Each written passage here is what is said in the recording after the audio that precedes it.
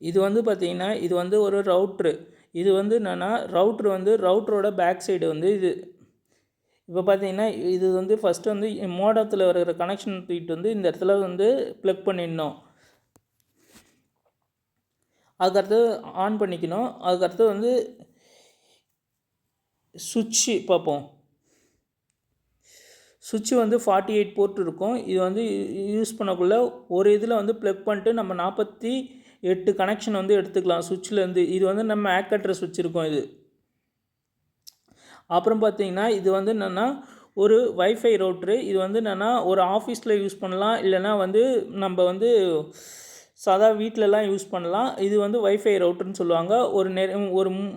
ஒரு லேப்டாப்பு, ஒரு டெஸ்க்டாப்பு, அதுக்கப்புறம் வந்து பிரிண்ட்ரு எல்லாத்தையும் கனெக்ட் பண்ணி வச்சுருக்காங்க.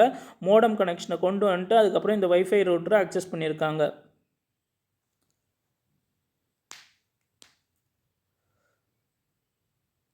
அதுக்கப்புறம் பார்த்தீங்கன்னா இதுக்கப்புறம் வந்து என்னென்னா ஒரு சின்ன சின்ன ஆஃபீஸ்லலாம் யூஸ் பண்ணக்கூடிய இது வந்து என்னென்னா இந்த 8 போர்ட் சுவிட்சுன்னு சொல்லுவாங்க. இதுலேயும் மேக் அட்ரஸ்லாம் இருக்கும். Thank you friends. பிடிச்சிருந்தால் லைக் பண்ணுங்கள், ஷேர் பண்ணுங்கள், கமெண்ட் பண்ணுங்கள், சப்ஸ்கிரைப் பண்ணுங்கள்.